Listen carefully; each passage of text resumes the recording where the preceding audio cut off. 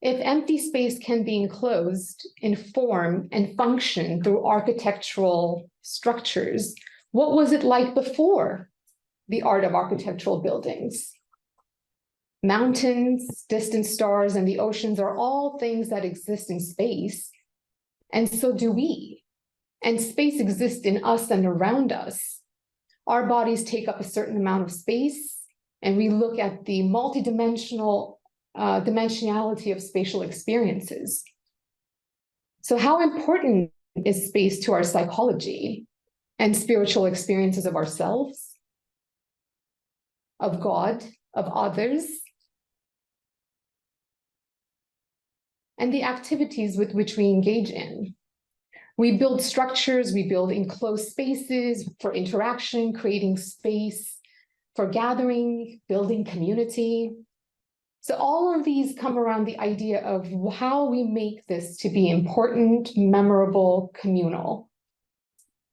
Places shape us, they contribute to our conception of the way things are in the world, and they constitute the terrain upon which our lives unfold.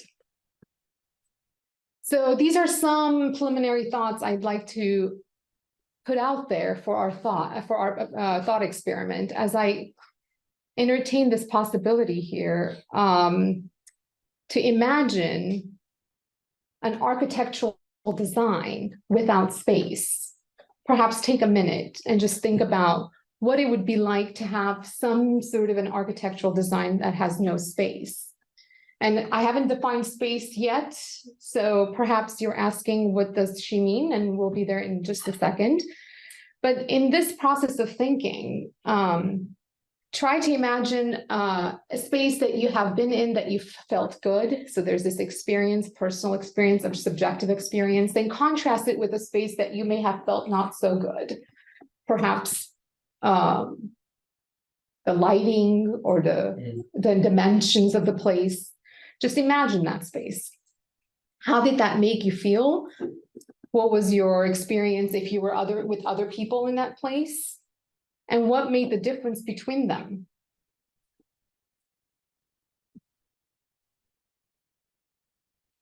In this image, I have the Guggenheim Museum here in New York. And I use this example for my experience when I first visited the museum. The spacious and yet the voluminous layers to the museum displays is something that really stuck with me over time. So think about what it is about space that actually can impact our memory, that impact our experience, and impact the people we engage with. And if you were in the process of, yourself imagining yourself in a certain place, I wonder what that is like for you. What do you remember from then? I mean, I saw many things at this museum, but I have to be honest to say that it was this structure, this architectural, I would say, again, it's very subjective, beauty, is the grandiose sort of spacious place that I was able to reflect and look at various artifacts, to really then reflect back and always think that this was a place that stuck with me because of its design.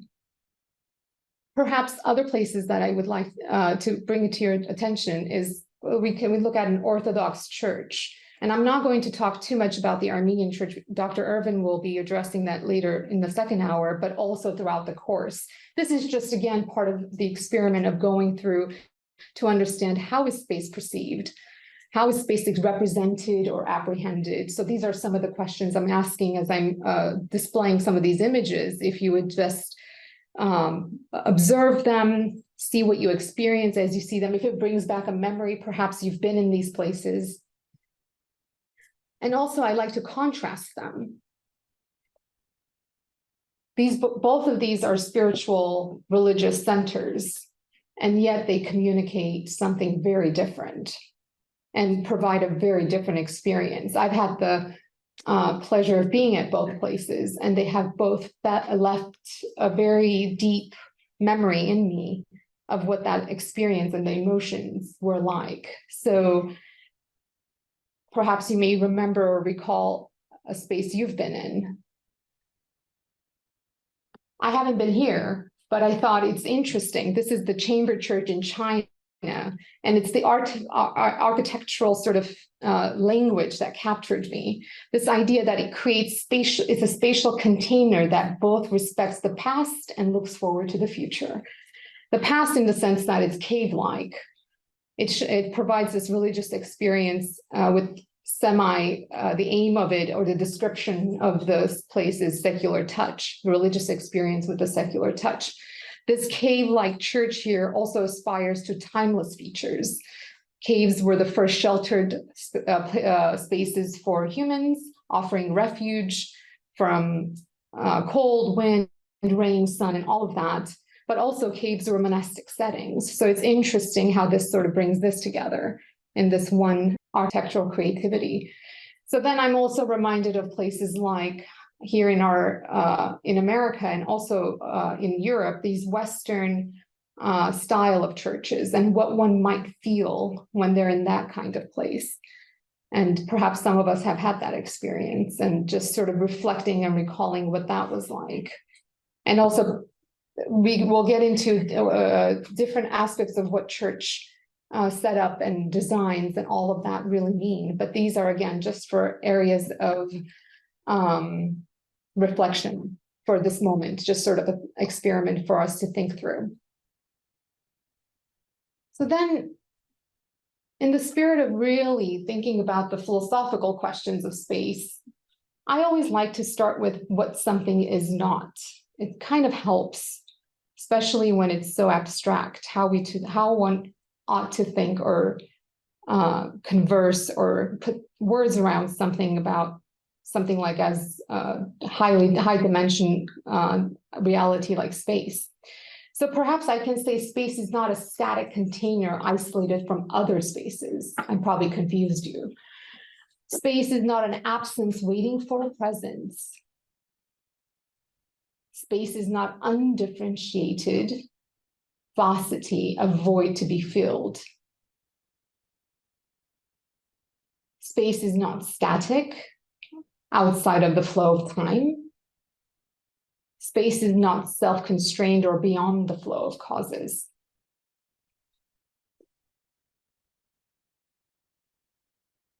So if space is not those things, what is it? To speak about space, I think it's helpful, and there are many categories to sort of introduce. I've decided to really speak about a few for the purposes of the course for this lecture, but also not to get too sort of philosophical and scientific about it. I think the first thing is absolute versus relative space. Philosophers have debated whether space is an absolute, independent entity within its own existence. This is mostly coming from thinkers like Isaac Newton, or whether it is purely relative, defined by relationships between objects. And this is the theory of relativity as proposed by Albert Einstein.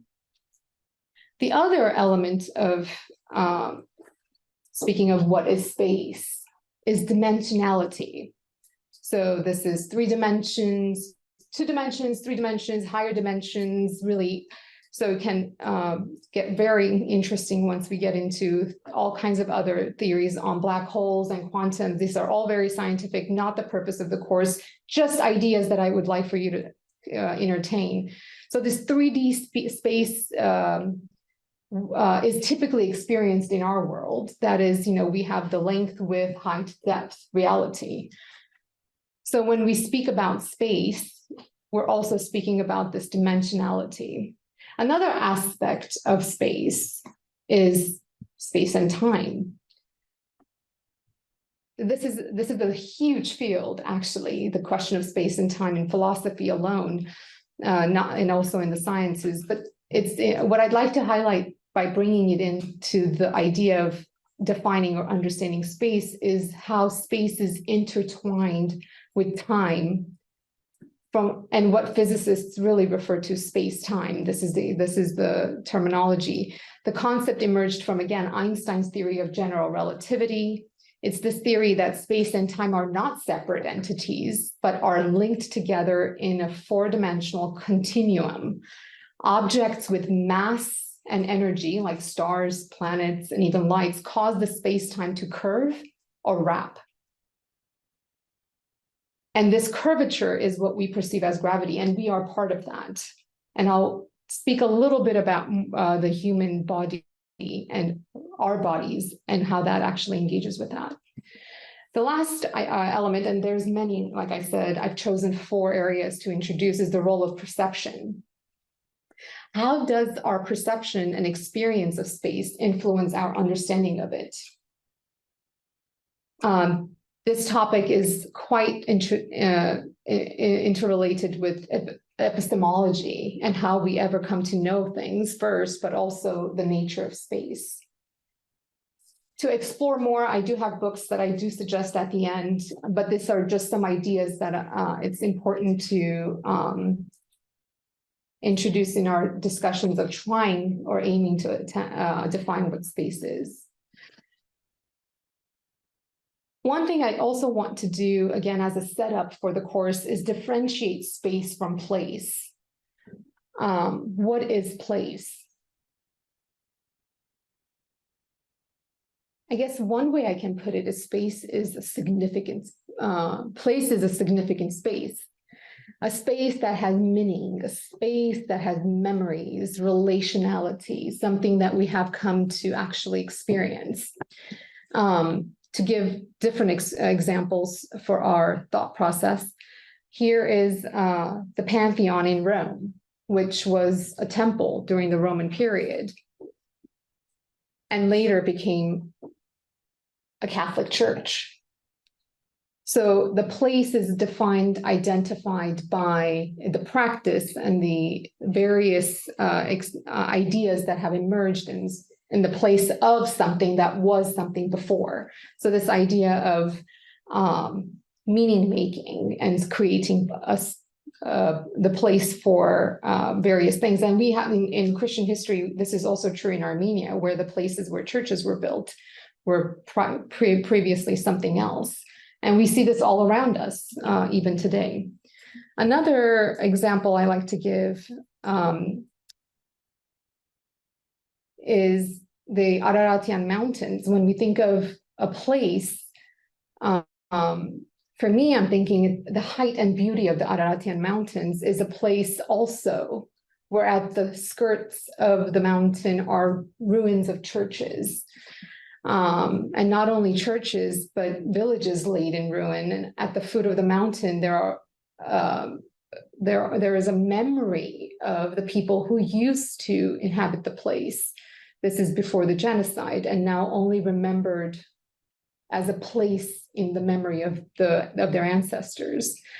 So place is a home one retreats to for rest or nourishment, and place is also home for someone where there is abuse and mistreatments. So place really brings in this opposite and dichotomy interaction. So another one I was thinking of when I was thinking of giving examples of place is the Euphrates River. In historic times, we have it as a place. We have it right on the map. But also I thought about how place is also in the memory where this is right at the entrance of the Euphrates in Iraq for irrigation, for water. It's a place where it sources water, but also a place where we have memories of death and the loss of many lives in the Euphrates. So here it is again, this idea of place, which brings in memory, questions of relationality, questions of what one actually associates the various places with, separate from the more philosophical conversation of space. So this then brings me to talk about the human body as a source of space and a place where there is dimensions, aspects, and dynamics. The different positions, parts, the very areas of space as understood relationally by way of our bodies. So everything really that we experience in our space is in relation to where we are standing. This idea, the way we orient places physically and mentally drive from our asymmetrical position. In short, our bodies allow us to experience and conceptualize the relationship between things. That is, the places, the persons, and the various identities that we come to experience. I take many of these from the thoughts of a French philosopher, and I like to introduce him. And the aim of the course isn't to really introduce the various thinkers, but for me, it's just to give several pointers, is to highlight some of the thinkers over time, and be able to create conversations for even after the lecture. If you're reading and wanting to explore some of these ideas, these are some people to think about. So Henry Lefauve is someone that has thought a lot about space, and one of his works is in the syllabus, if you would like to consider. And here on the slide, if I may just read this, and you may read it with me, I think it's very interesting, speaking about how our bodies really speak of the configurations of space. So he says the whole of social space proceeds from the body, even though it is metamorphosis, the body that may forget it altogether, even though it may separate itself so radically from the body as to kill it. The genesis of a faraway order can be accounted from only on the basis of the order that it is nearest to us, namely the order of the body. Within the body itself, spatially considered, the successive levels constituted by the senses, that is our seeing, hearing, and smelling, prefigures the layers of social space and their interconnections. He goes on to say that it was the failure of Western thought to remain true to the expressions of the thought just expressed, but instead we've seen the severance of the body from the mind, the subject from the object, from the mental, from the social, which has then left the body's metamorphosis into abstractions, or then he goes on to say into a signs of non-body. So the body is a place where natural and cultural orders play itself out. It may also become a representation of that very order. Just kind of going back to, let's see. Oops. Yes, this image, just a spatial reality of how our bodies are positioned to experience the other.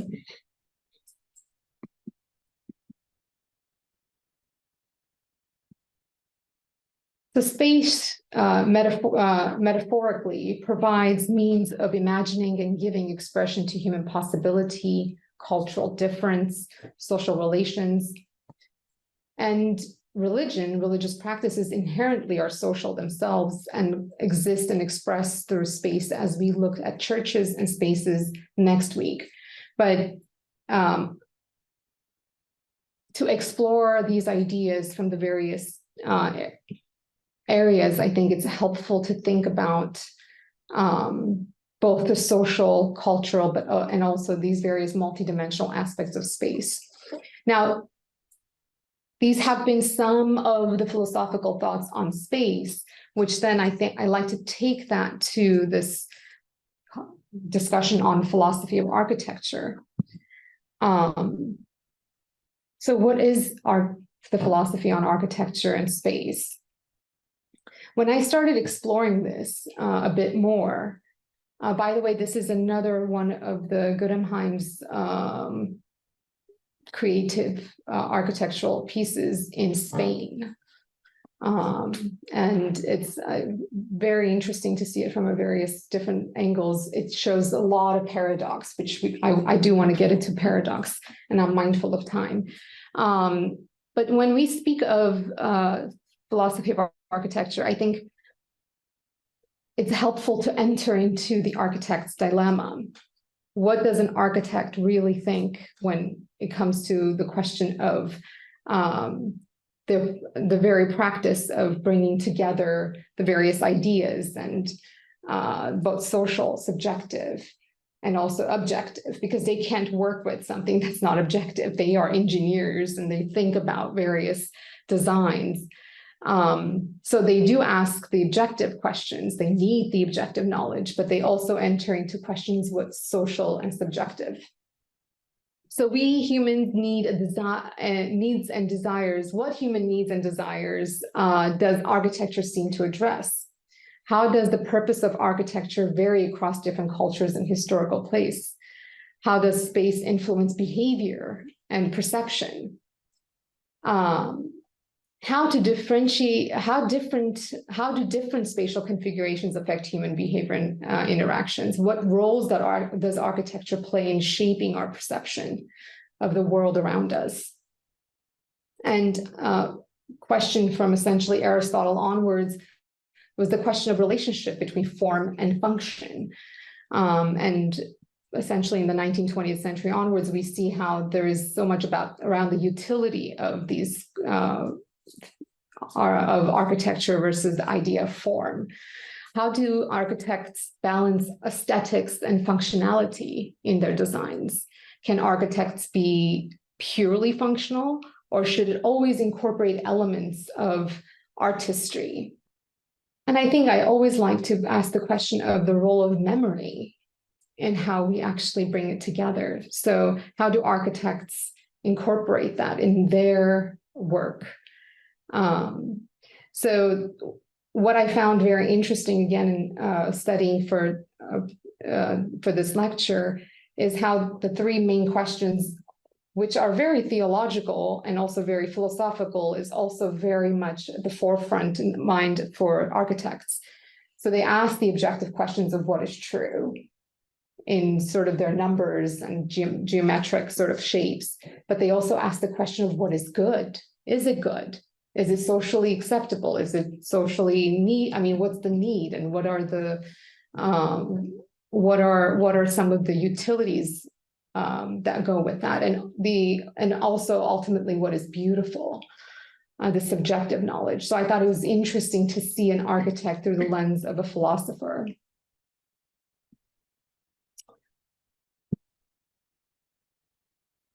In introducing the ideas of dialectic of opposites in architecture, which in other words, also this question of paradox.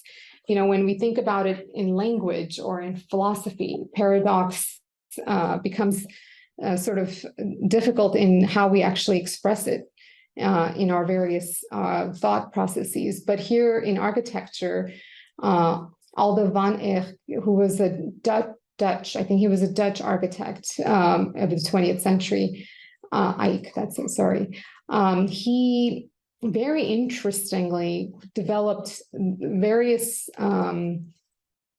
ideas around how to actually bring some of these paradoxical notions in his creation. So this idea of what is center and what is periphery, which is the idea of the circle. And here I put together some of his diagrams. The idea of individual versus the collective. So these are sort of the paradoxical notions, or the order and chaos. So for example, the circle's regular and symmetrical form can contrast with the irregularity and complexity of the surrounding space or elements. The contrast between order, that's the circle, and chaos, the surrounding space, can create a sense of intrigue and harmony in architectural design. Or the idea of individual and collective, something I've thought about quite a bit when I'm thinking of theology and psychology. Here he believes that the architecture should cater to both the individual and collective needs, and he aims to bring that together. I think it's very interesting, and the circle can symbolize that, and that's what he always goes back to describe the individual representing a private personal space, while the surrounding areas can represent the collective communal spaces. These are all ideas that come in together with the architecture of the church also. So this duality allows for a creation of environments that balance this, what may seem an opposite, but really the dialectic between these two in conversation. And I have, again, his works at the very end for further exploration. I always like to bring examples like this one to really just bring together. So space and place, what that means in terms of relating and assessing one's, the very things of beauty, accessibility, the idea of what is good and the idea of what actually can be put together. So again, just I guess it's one of those things to think about, not necessarily for paradox, which is I'm getting to in a second, but this idea of what is orderly and what is chaotic.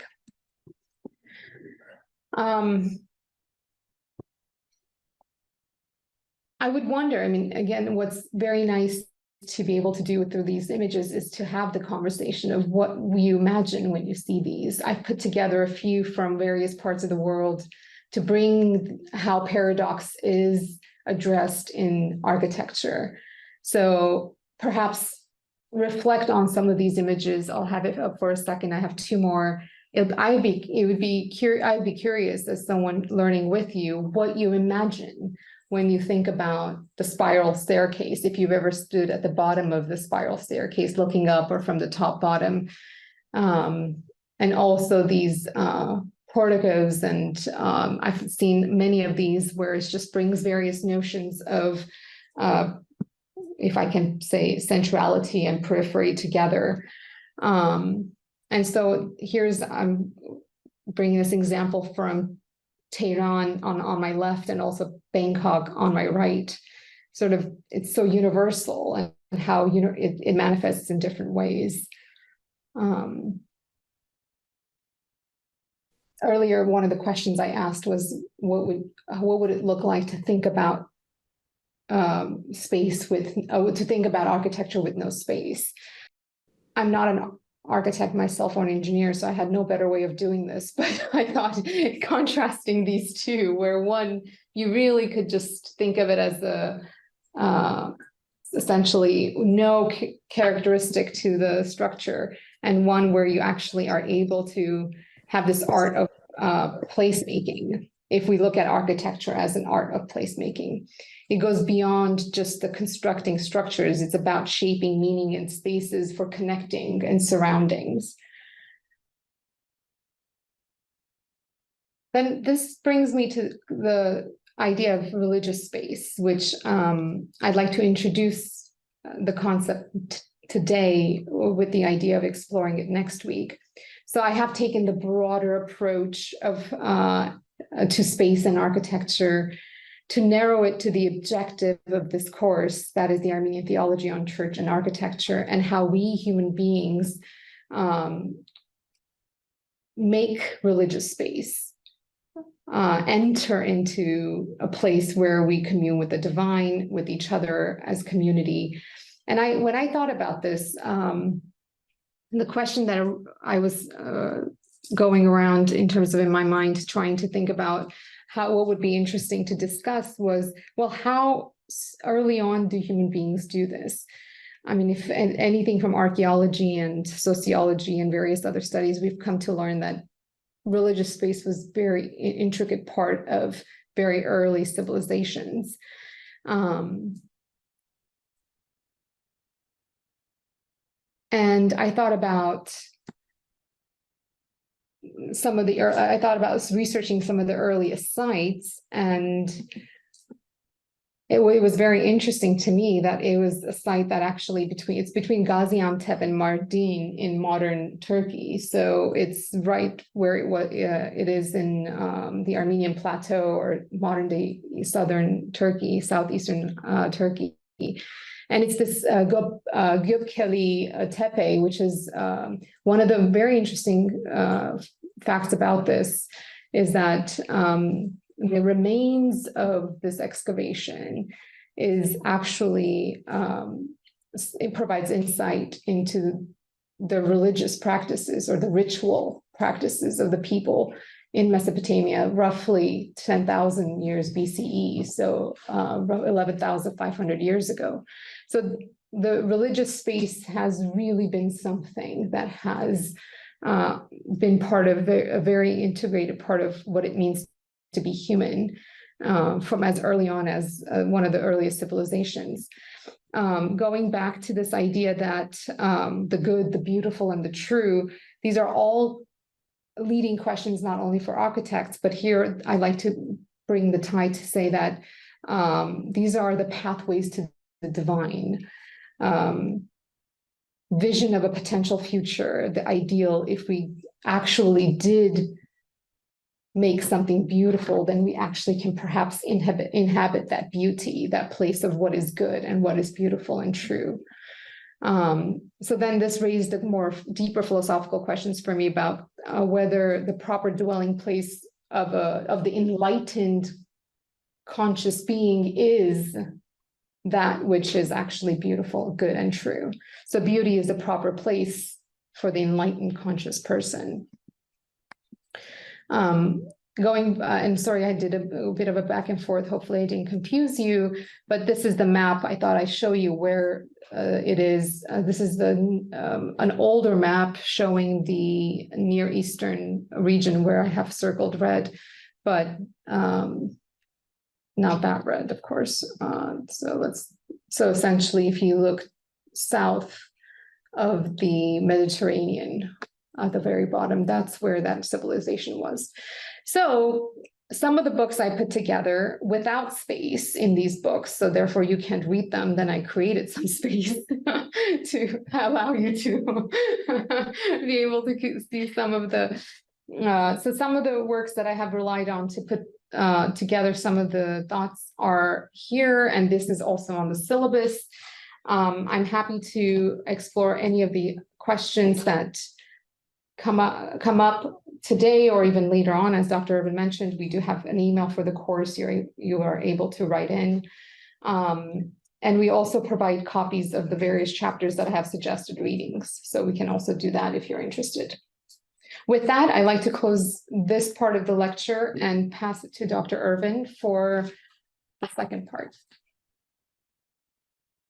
Thank you for that introduction.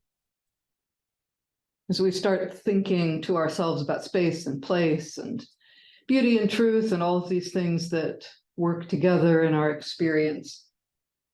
Next week, we're going to be talking about how space inside and outside of our experience intersects with faith in the structuring of worship space.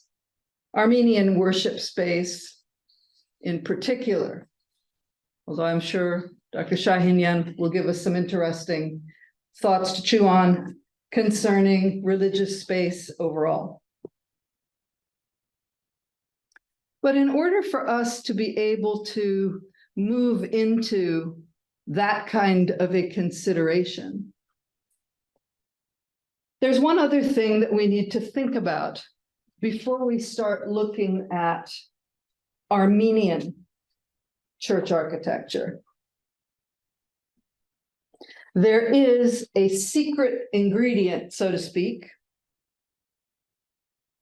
that informed and formed and reformed and changed on a frequent basis all of Armenian church architecture.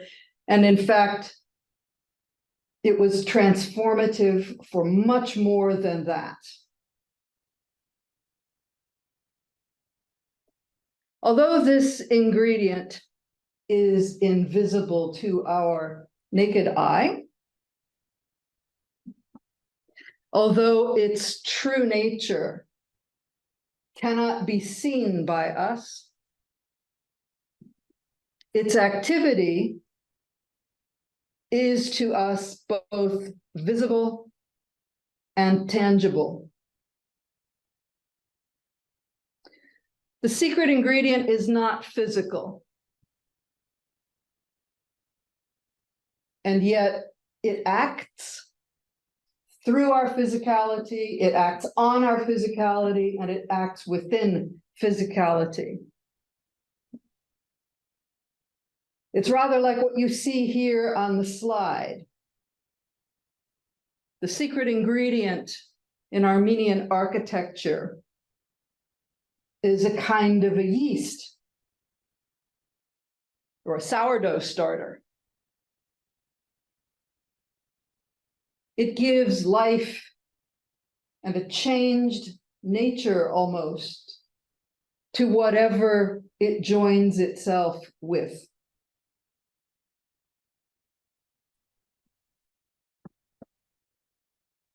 And that invisible, but very active and interactive ingredient in Armenian church architecture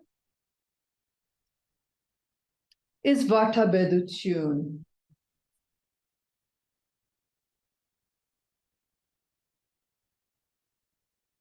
Often this Armenian term is very unfortunately translated in this way.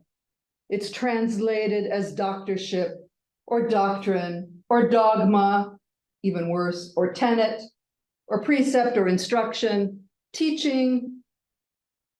That one's actually not too intimidating. But when someone translates the word vartabedutun as doctrine or as dogma, it makes it sound as though it's something that you ought to be able to go to the library and get a book, probably a fat book, and read about it. And you expect that that fat book, when you pick it up off the shelf, is going to be a rather long and boring book in small print. It's going to be full of explanations about why one ought to agree to certain basic take it or leave it kinds of propositions about life and faith. And so based on this idea, this incorrect idea of vartabedutun as doctrine or dogma, we have a definition likewise for the person who practices vartabedutun, called in Armenian a vartabed. And that's often translated as a doctor. Those of us in the room who are doctors will not be insulted. A lecturer, likewise, a master, a preceptor, and then this one is really strange, an abuna, so we're throwing in some Arabic. But in the final analysis, you can see that this definition actually implies that the meaning of vartabed or vartabedutun is very hard to pin down, because the final meaning of vartabed is vartabed. There really is not a convincing or complete equal term for this in English.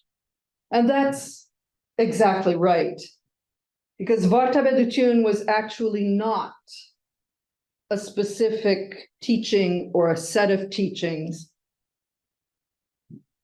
Vartabedutun was a way of thought, a way of life, and a way of communication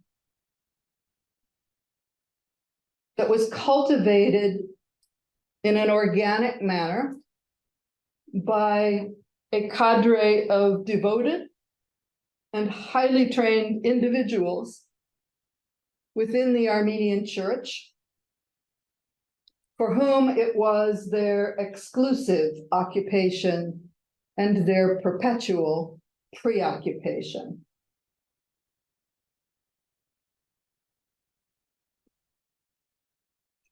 based on the teaching methods of Jesus, the ultimate Vatabed, the ultimate teacher. Based on his methods, Vatabedutun and its practitioners, the Vatabeds, aspired to achieve nothing less than the incarnation of the Word. Or at the very least, they aspired to devoted service to the Word. Not in the sense of being the Word's servant, although you can make the point that that's also true, but in the sense of actually serving the Word. Serving the Word to people. It's a way of communicating. It's a relationship, on the one hand, between the Vatabed and his learning, the Vatabed and his own life, and the Vatabed and the people to whom he is communicating.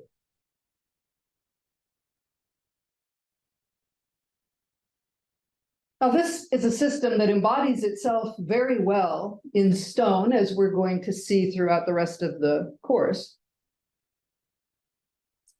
But Vatabeds themselves, when they were explaining to people what their methodology was, would most often choose to give that explanation in terms of food preparation. Something that everybody can relate to, certainly. And so we'll see what you think of these explanations that they gave for this, how you construct this secret ingredient that is going to be so effective in how Armenians construct sacred space.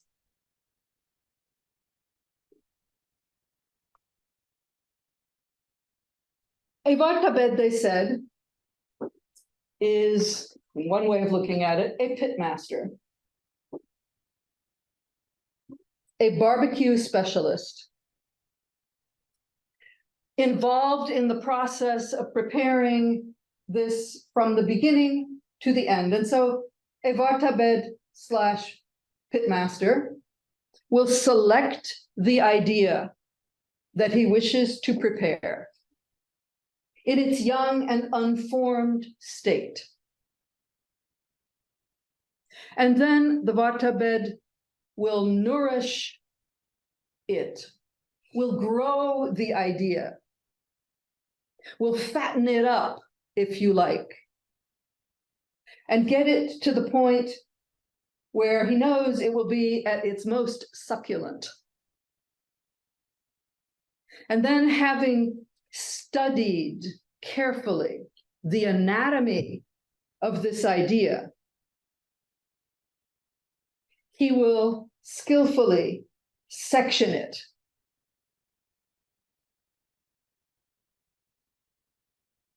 to make it into a usable piece of meaty idea, so to speak. And then he will slice it, dice it, spice it, take care in its preparation. Nothing yet is being served to anybody, right? There's this whole long process. The preparation of an idea begins with the selection of the idea in its youth, the selection of it before you understand it, the selection of it before you know its potential. And then, having marinated it, the Vatabed will prepare it with just the right accompaniments and mental condiments, kind of spiritual vegetables to go along with it.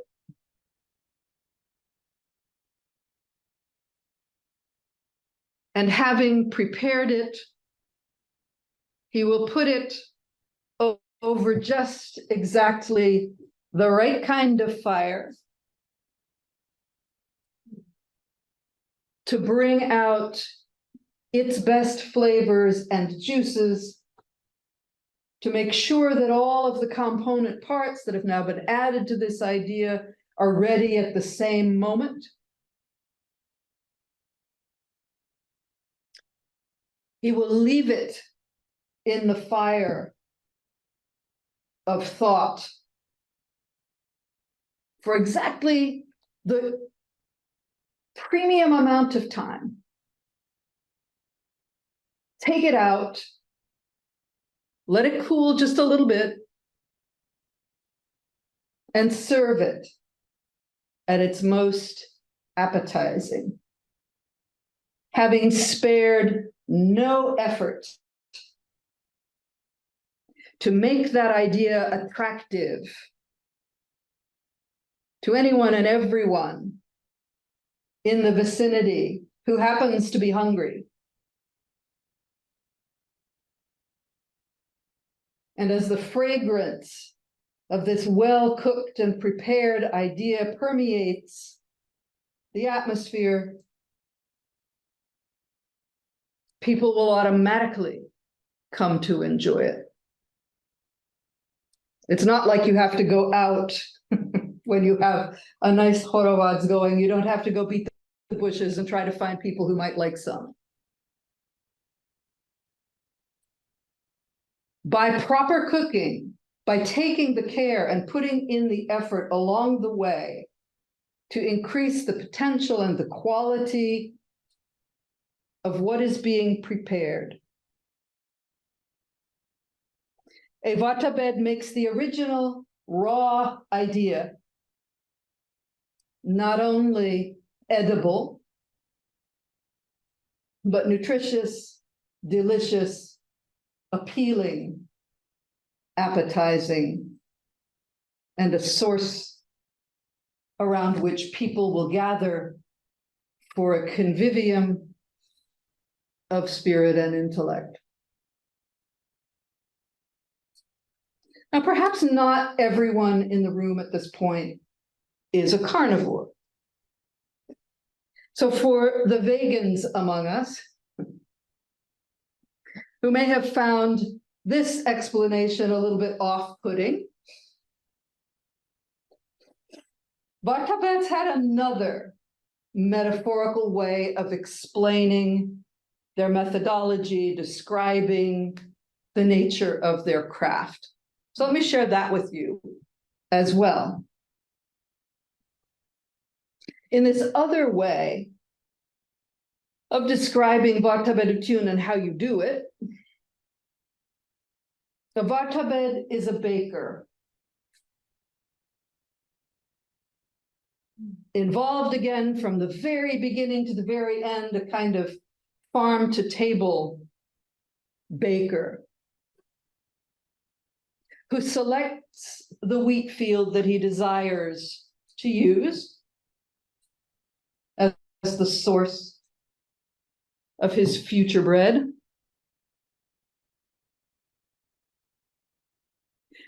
who then harvests that field by hand with a scythe or with a sickle, putting into this endeavor all of his intellectual back, expending muscle to create not a loaf of bread, but a stack of harvested wheat,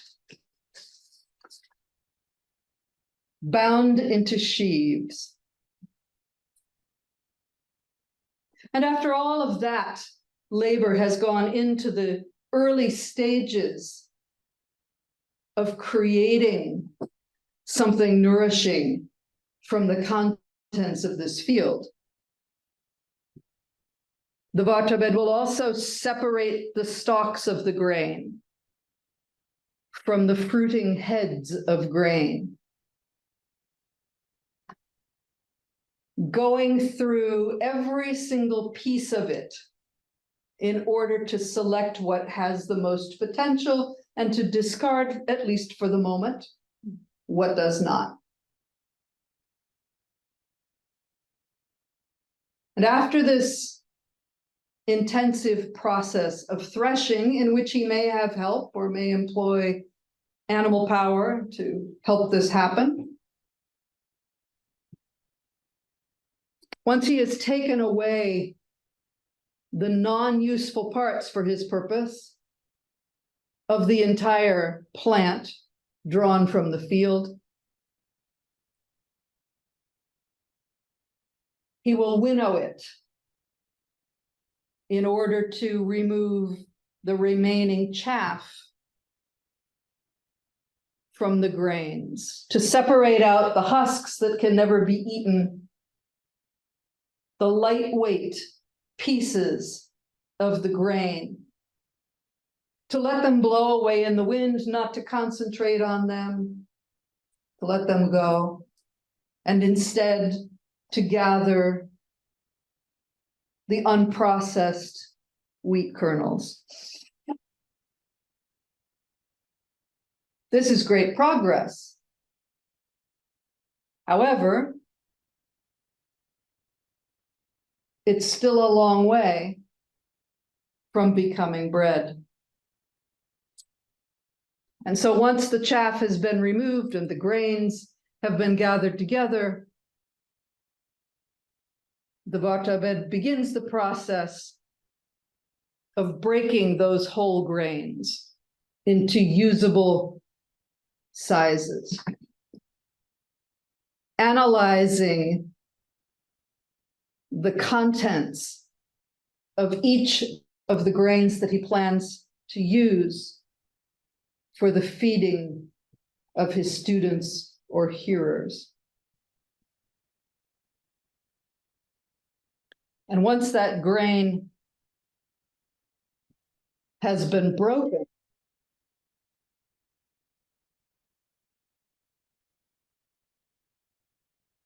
he will then mill it into flour according to the purpose at hand. So the same grains may be used on one occasion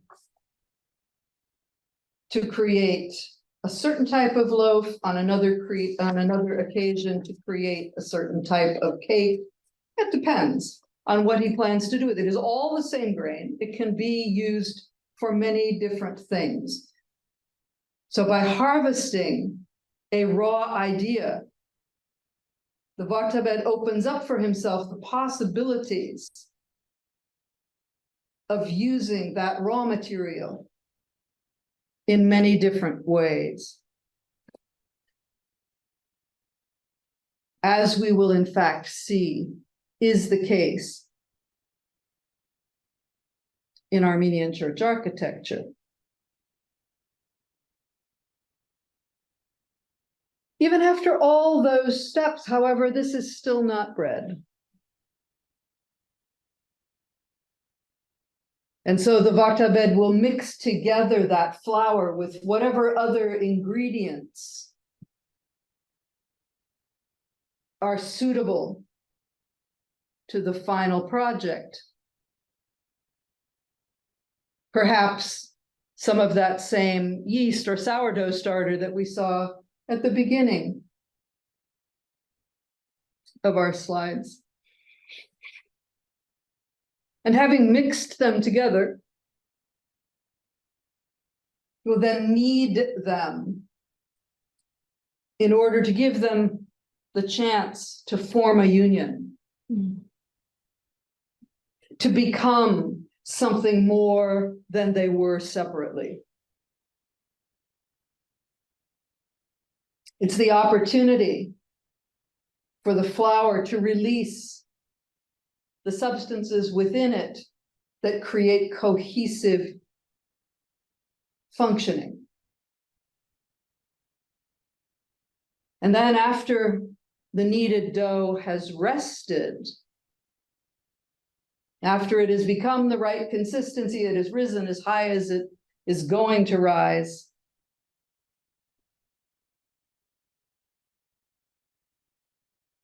the Vartabed will bake it in an oven that has been heated to the perfect temperature And I'm sure some of you have watched this process happen.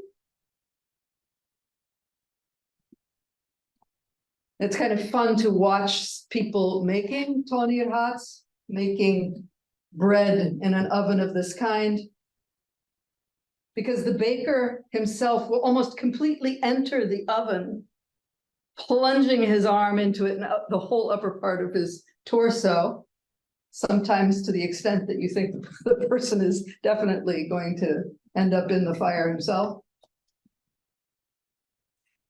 And as these loaves stick to the surface, absorbing the heat, allowing the process of cooking to happen to them,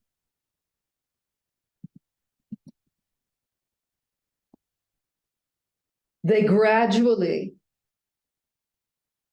inhabit their full potential. And when removed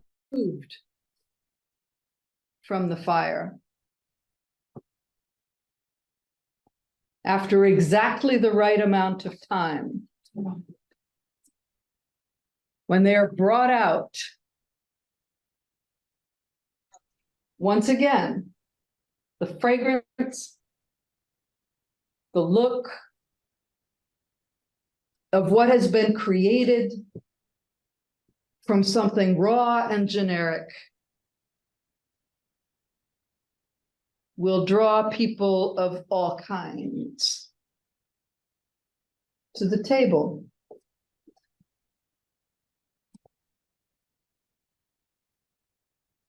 And the same baker with the same flour from the same wheat, from the same concepts, from the same raw data, if you like, from the same principles of structure, if you like, is able to create endless variations.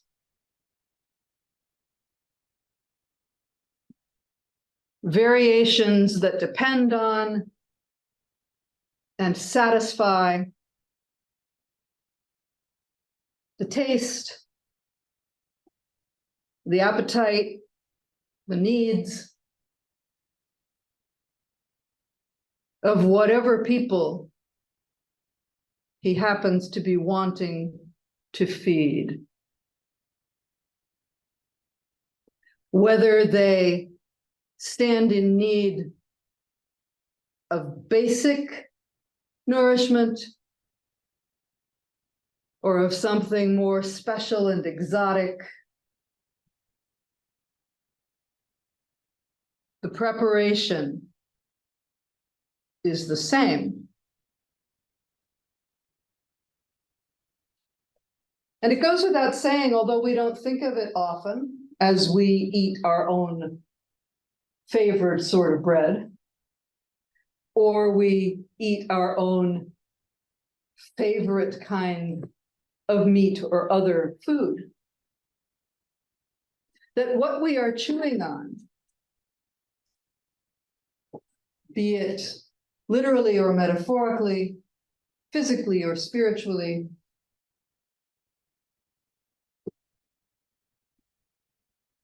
doesn't feel like we're eating straw.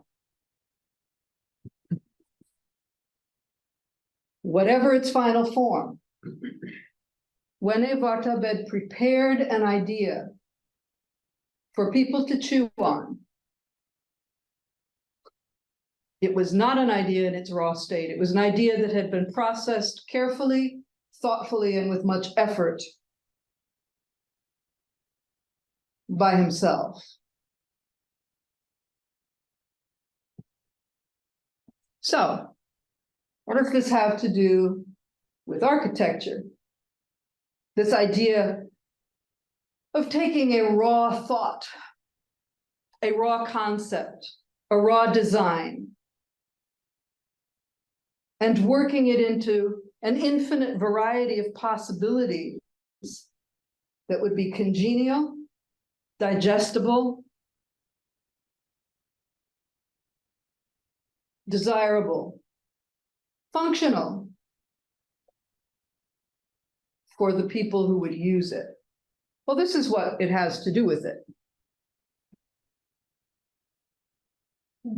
Armenians cultivated 3 different modalities for teaching like Jesus. There were 3 ways, in other words, depending upon his natural gifts and inclinations, that an aspiring Vartabed could seek to prepare and serve intellectual and spiritual ideas in ways that other people would be able to interact with to whatever degree they liked, to whatever degree they were capable of, to whatever degree it suited them to do so. In the same way that a pitmaster does not force anyone to eat, well, maybe that's not true, thinking about Armenian mothers.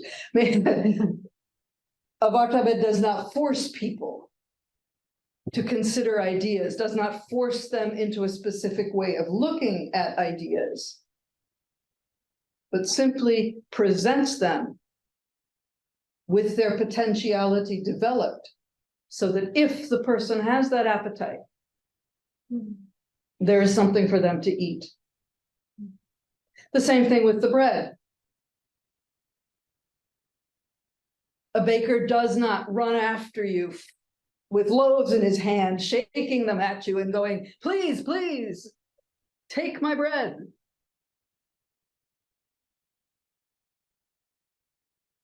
There is an interaction between the baker, the product, and the potential consumer. There is free will, if you like, on the part of all of them. There's free will on the part of the Vartabed, who chooses which ideas to work with, who picks, selects his raw material, his piglet, his grain, however else we want to describe that. There's free will in a way, I mean, it's not volitional in the way that we think of free will, on the part of the materials themselves, because there are certain things that they will and will not do in reaction with fire, in reaction with yeast, in reaction with the other forces that are brought to bear on them. And the Vartabed, who by his own free will has chosen those things, must respect the parameters within which they function. And then ultimately there is free will on the part of the consumer. It's very tempting to Vartabeds, just like to anybody else, to say, think about this, or this is how to think about this. And yet Armenians were very, very clear that you must respect the parameters, the needs, the appetites of the person who will benefit from these things. And the same thing is going to be true, obviously, in church architecture. You cannot make anyone go to church.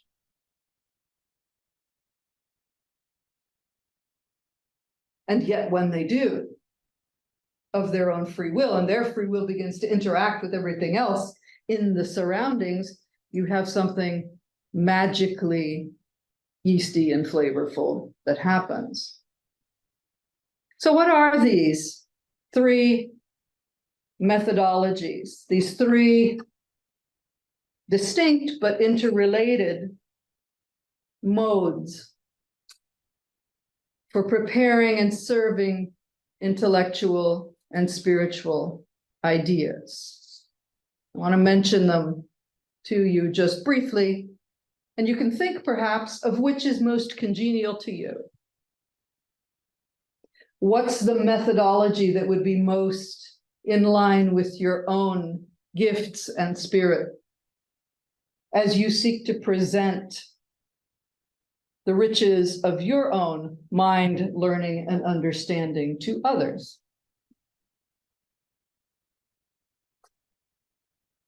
First of all, There's vatabeditune of music. Together with smell, hearing is perhaps our most primal sense. And so the Armenian Church insists that music be an integral part of worship. Liturgical music is designed to communicate with the soul directly, whether or not the person who is listening understands the words with their mind. And this is why skillfully performed music is so important in Armenian worship. Medieval liturgical musicians didn't speak very often or very much about their skills, how they learned them, the process of all of this. But the few things that they did say tell us that they were very aware that simply producing music from within one's body creates a very special type of experience for the singer, and an equally special but different experience for the hearer. And so both are joined together in a kind of dance, if you like, of expression and understanding.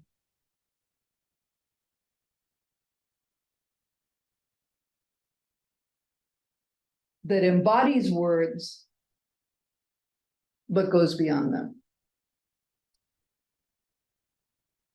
The second modality of doing vatabedutun, the second modality of serving the word to others, is vatabedutun in words.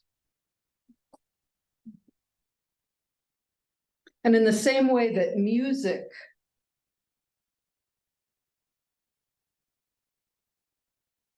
speaks directly to the soul,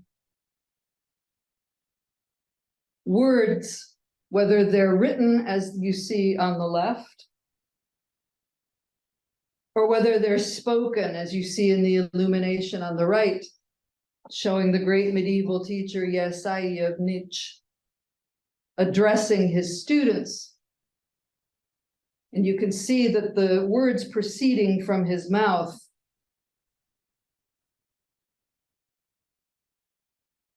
are actually a stream of the Holy Spirit.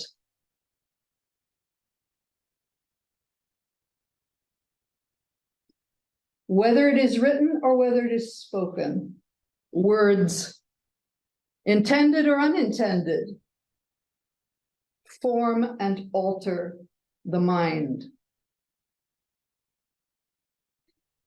Therefore, Vatabeds, whose chosen mode was verbal, spent years learning to craft their words very, very carefully. If you have any doubt of the power of spoken words, just consider your own experience. I believe there's no one in this room who has never had the experience of feeling someone else's words change them.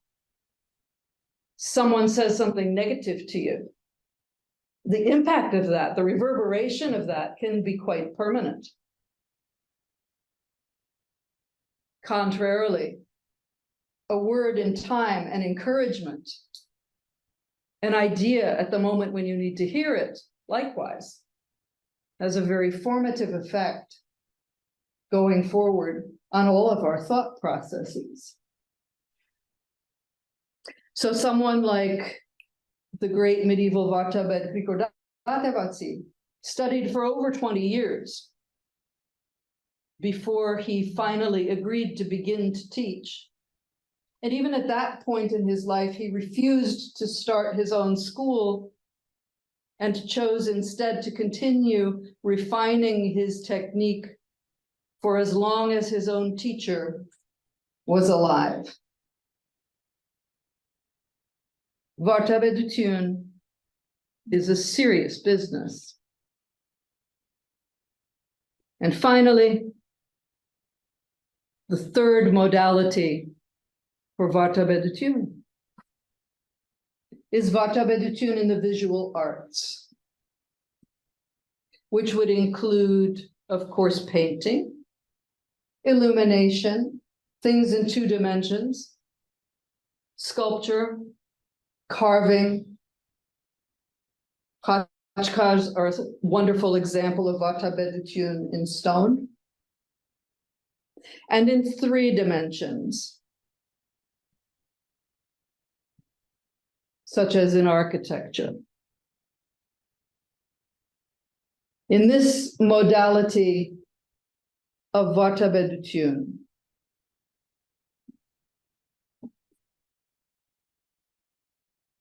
the different elements of form, color, size, shape, space, all work together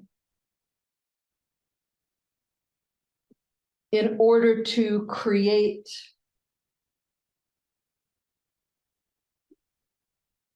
a concrete expression of the Vartabed's teaching. And because this expression is itself silent and does not involve words or music, this form of Vartabedutun, whether in 2 dimensions or in 3, is the one where the Vartabed is in a way most godlike. Because he simply creates this and lets it go. Visual Vartabedutun allows the viewer to come and go at will, without imposing itself in any way. Or it allows the viewer simply to sit with it,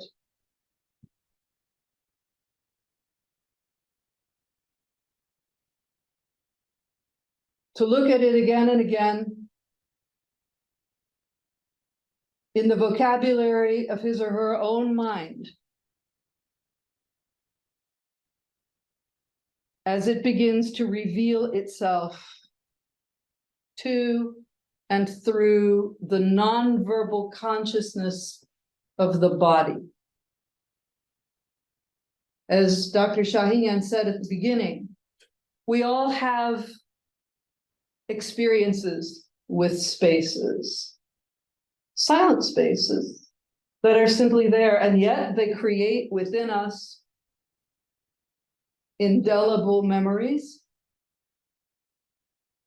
and widely differing impressions. And the impression that I receive from a space is not the impression that you will receive from the space.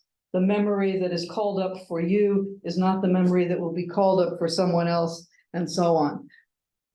So in a way, by simply putting this nonverbal expression out there, the Vartabed gives it the ability to develop whatever potential is within it in a specific person, and to do that for every person differently.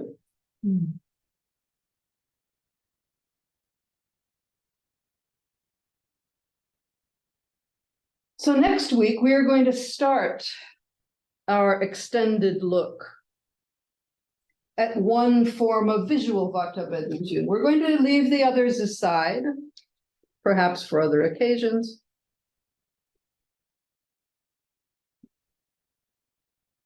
And as we simply investigate this very physical teaching language,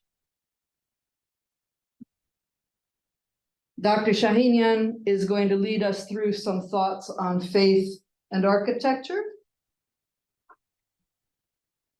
And then we will see how those played out in specific Armenian examples in the very earliest Armenian religious constructions. And then over the succeeding weeks, we'll look at how, as Vartabedutun developed, as Armenian faith developed, as the character and the identity of Armenian spirituality changed in interaction with the various forces around and within it, we will see how those also affected the shape of architecture.